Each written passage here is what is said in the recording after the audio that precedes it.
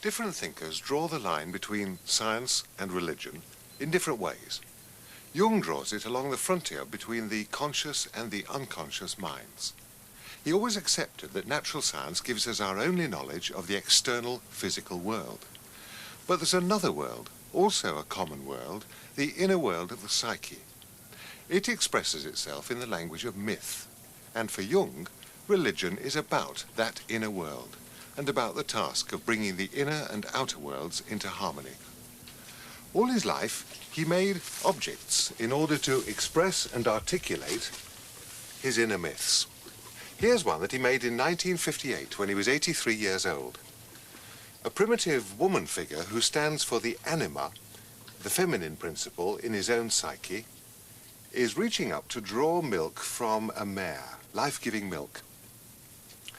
It's looking forward to the age of Aquarius, when the feminine principle will be dominant, an age that stands under the constellation of Pegasus, the horse. Jung's psyche is prophesying the future. Not that Jung himself ever took such ideas literally. Rather, he sees our dreams, our fantasies, and our art as carrying messages from our psyche that point out to us the path of our own future spiritual fulfillment. The three sections of the completed tower represented for Jung the Trinity and the three parts of the soul. The heart of it, Jung's private meditation room, is still locked. Below, the open courtyard stands for nature. The whole complex makes up Jung's quaternity, the fourfold harmony, his favorite symbol for integration. Not surprisingly, Jung's approach to religion has been criticized. From his starting point, all religious ideas are equally valid as expressions of human psychic life, and all religious truths and religious objects are simply psychological. So he could be led up some pretty strange byways, not only astrology, but also alchemy and Gnosticism. And in his collected works, at least, he never speaks of God as being more than the God image in the human psyche. Nevertheless, within those limits, Jung was able to do a great deal. And in reply to charges of self-absorption or mysticism, he would answer that what our age most needs is a rediscovery of the life of the psyche. He would have said that he was performing a public service by retreating into his tower. Not only do I leave the door open for the Christian message, but I consider it of central importance for Western man. It needs, however, to be seen in a new light, in accordance with the changes wrought by the contemporary spirit. Otherwise it stands apart from the times and has no effect on man's wholeness.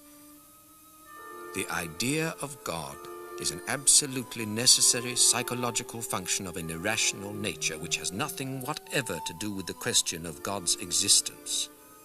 The human intellect can never answer this question, still less give any proof of God. Moreover, such proof is superfluous, for the idea of an all-powerful divine being is present everywhere, unconsciously if not consciously, because it is an archetype. I therefore consider it wiser to acknowledge the idea of God consciously, for if we do not, something else is made God, usually something quite inappropriate and stupid, such as only an enlightened intellect could hatch forth. And did you believe in God? Oh, yes. Do you now believe in God? Now? Difficult to answer. I know. I don't need to believe. I know. What did Jung mean by claiming at the end of his life to know God? Remember the journey he'd taken.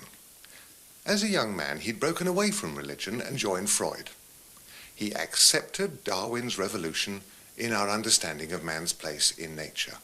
He accepted that the human mind is an evolutionary product and religion a natural psychological function. Religious beliefs give mythic, projected expression to our inner states. Well, all this was standard 19th century atheist doctrine. Yet, when Jung turned back to religion, he didn't discard it. He took it with him. If our religious beliefs are clues to our inner lives, then in all their forms they're equally valuable and instructive. So Jung became perhaps the first genuinely multi-faith religious thinker.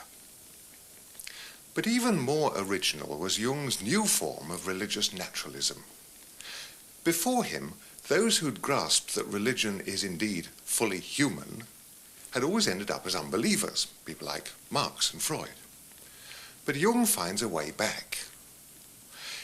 Realizing that religion is truly human, he sets aside supernaturalism and instead he brings forward the old mystical idea that the knowledge of God is in the end the same thing as self-knowledge. For Jung, the knowledge of God means a condition of inner integration, blessedness, wisdom, harmony with oneself and all nature, that our psyches are pursuing all our lives.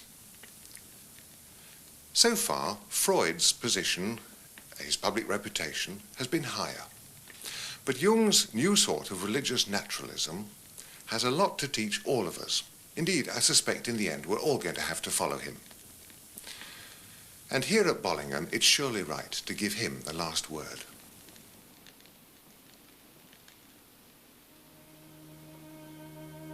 My life is the story of the self-realization of the unconscious. What we are to our inward vision can only be expressed by way of myth. Myth is more individual and expresses life more precisely than does science. Thus it is that I have undertaken to tell my personal myth. We cannot make any final judgment about ourselves or our lives. At bottom, we never know how it has all come about. The life of man is a dubious experiment. It is a tremendous phenomenon only in numerical terms. Individually, it is so fleeting that it is literally a miracle that anything can exist and develop at all. In the end, the only events in my life worth telling are those when the imperishable world erupted into this transitory one. Everything else has lost importance by comparison. I can understand myself only in the light of inner happenings. It is these that make up the singularity of my life.